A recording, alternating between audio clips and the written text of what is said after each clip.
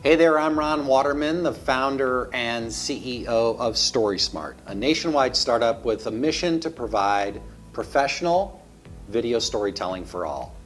Today, I want to talk to you, the celebrity, the retired athlete, the highly accomplished individual who has this extraordinary story to share, and maybe even has the potential to monetize their story. I want to talk to you about whether you should own or rent your story. I did another video just sort of in the general sense about this, and there's a companion blog post. But this video is specifically geared towards you, the retired athlete, the musician, the actor, the entertainer, the high net worth individual that accomplished something extraordinary in the business world, a retired elected official, civic official. You know who you are. You have this extraordinary story that has the potential to be a great documentary, right? Something that people want to tune in and watch and learn from. Maybe you have a story that could be turned into a scripted series, right? I saw that my friend Andy Cohen, they're turning his childhood here in my community of Clayton into a situation comedy. I can't wait to see that. But that's an example of somebody, right, that has a story that they're selling, right, monetizing. He's been very successful, right, in selling books in his story, and that's a great way for people to understand this concept. So I want to talk to you specifically about, should you rent or should you own your story? And so let's use a book as an example. If you're a famous person, I suspect that you've had a number of people come to you and say, I want to write a book about you. I think the natural inclination for anybody is to be like, wow, they want to write a book about me. Sure, sure, yeah, please. But it's not that simple. The same thing can be said for films. Most authors will retain the copyright on that book. They'll control the narrative. So if you have somebody write a book about you and you're open to talking to them and they interview you and they're writing it, unless you have some sort of financial agreement with them or contract with them, they're the one that is taking the risk, putting in the work, and writing the book. They're profiting on your name, image, and likeness, right, at the end of the day, but you don't necessarily have a claim to that work. You got to consult an attorney about that. But at the end of the day, from my vantage point, I'll just share my bias with you. You may not share my values on this, but I think you should own your story. I think you should own your story, and I think you should profit from your story. And I also think you should also do it professionally. And if you're thinking about writing a book, hire a ghostwriter. You're probably not a good writer. You're better off hiring somebody to help you tell that story in the most powerful way possible so that it engages the reader, and they don't want to put it down. It's a page turner, right? Now maybe you want to be hunched over the Smith Corona typewriter at 2 o'clock in the morning, chain smoking cigarettes and swigging coffee, finishing your manuscript, but my guess is you probably don't.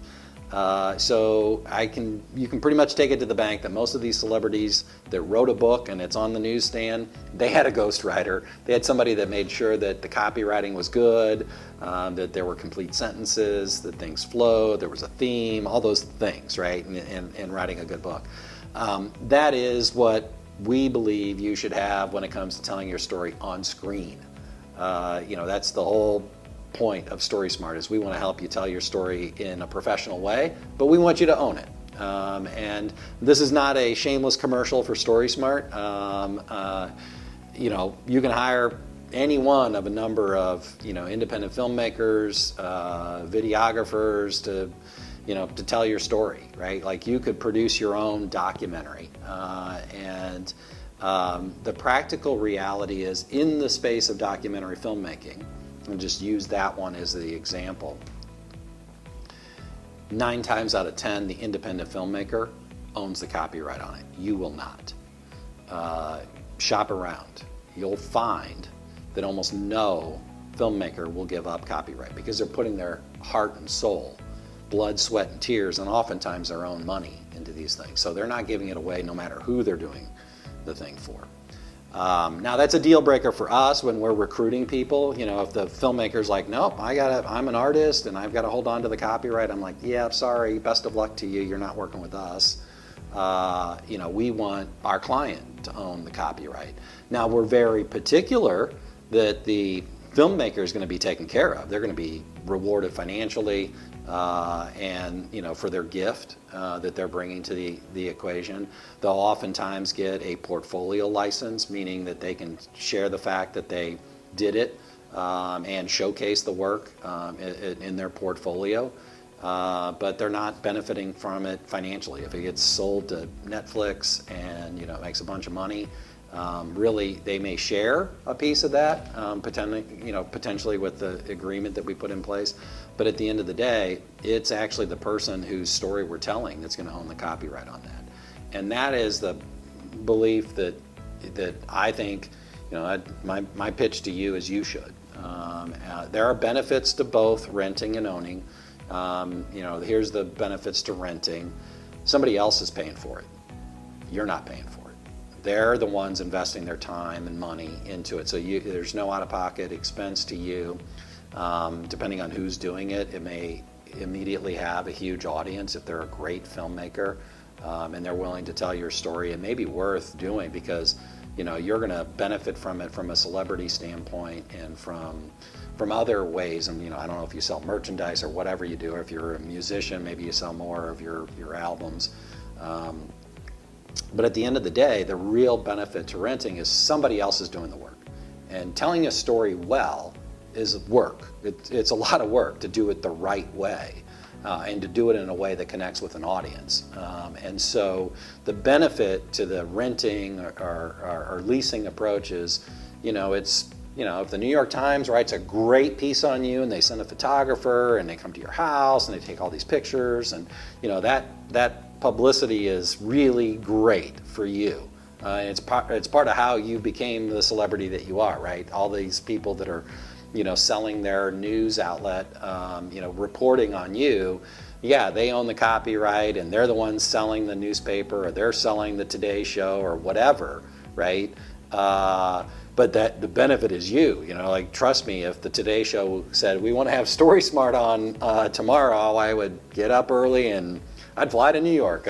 You know, I'd be happy to be on the show, but and would have no qualms over the fact that they own the copyright, right? Because I would be benefiting from the publicity and the massive audience that they have. So that is the benefit of the rental side. The ownership side is, hey, it's your name, image, and likeness. It's your story.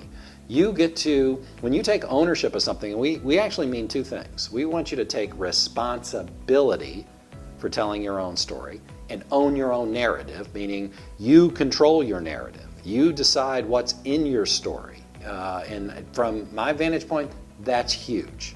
That's huge. It's your legacy. It's your story.